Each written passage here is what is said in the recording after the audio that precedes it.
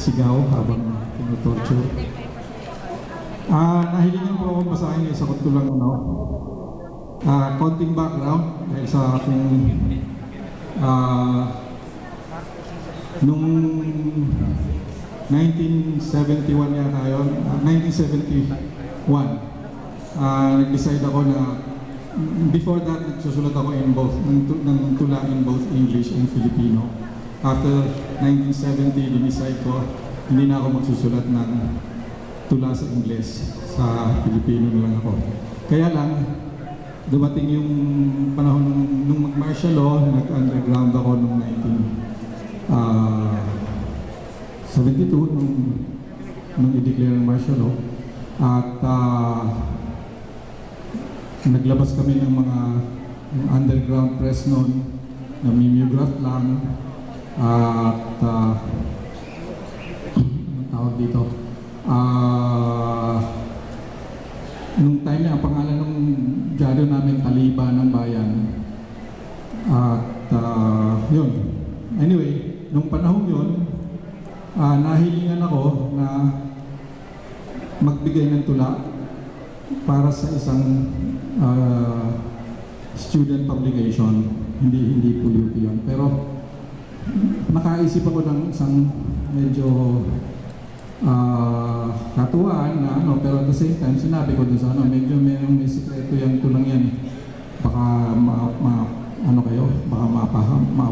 mabuti na rin alam nyo para hindi kayo mapahama kung sakasakali or may dahilan kayo. Anyway, nag-decide sila na hindi na nila gagamitin yung tula. Ang ginawa ko, isinabmit ko under a pen name sa magazine noon, Focus Philippines, na isa sa mga publications na pinapahintulutan ng Marcos dictatorship ng time na yun. So lumalabas yung Focus, general interest magazine naman, pero meron silang literary section.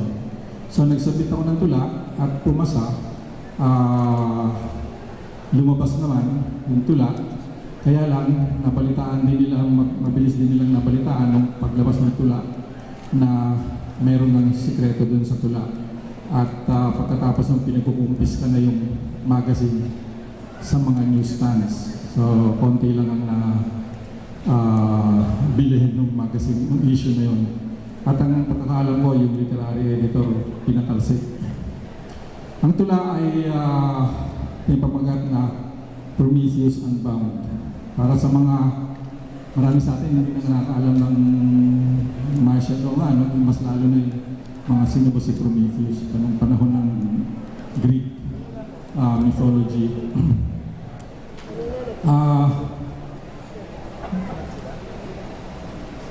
Meron kasing play si Aeschylus noon na ang pamagat ay Prometheus Bound. Meron din painting si Rubens na ganun din ang pamagat, Prometheus Bound. Yung tula ko ay Prometheus Unbound. Si Prometheus ay isang mythological titan ang tawag nila ron. Parang hindi naman Diyos pero hindi rin tao. Na ang ginawa ay lumaban sa hari ng mga Diyos na si Zeus. At kumampi sa mga tao. Parang ang ginawa niya, tinulungan niya tao, nagbigay siya ng apoy. Siya ang nagbigay ng apoy sa sangkatauhan. So, yun ang, pero dahil doon, pinarusahan siya ni Zeus at itinali sa, hindi ko na alam kung saan, tapos may vulture or eagle na laging kinukuha lagi yung kanyang laban loob. Pagkatao, hindi naman siya namamatay, araw-araw siya inaano nung vulture or eagle na yun. So yun ang background ng tula. Mamaya na lang yung, para sa mga hindi mamaya na lang yung sekreto ng tula. Medyo, yung mga nakaka-familiar sa tula ko sa Pilipino, maaaring alam nyo na conversational, salitang kanto, mga ginagamit ko sa tula. Ito, medyo inaratihan ko para hindi nga mahalata yung English na tulad ko.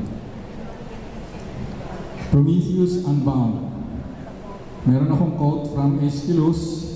Ang sabi ni Prometheus, I shall never exchange my fetters for slavish servility. It is better to be chained to the rock than be bound to the service of Zeus. From Aeschylus, Prometheus Bound. Ito na yung tula. Mars shall glow tonight. Artemis is out of sight. Rust in the twilight sky colors a bloodshot eye. Or shall I say that dust sunders the sleep of the just? Hold fast to the gift of fire. I am rage, I am wrath, I am ire. The vulture sits on my rock, licks at the chains that mock emancipation's breath, reeks of death, death, death. Death shall not unclench me. I am earth, wind, and sea. Kisses bestow on the brave that defy the damp of the grave and strike the chill hand of death with a flaming sword of love. Orion stares. The vulture retreats from the hard, pure thrust of the spark that burns, unbounds, departs, returns to pluck out of death's fist a god who dared to resist. Babasahin kong pababa, Marcos, yung pula ng Hitler, Dictador, Tuta.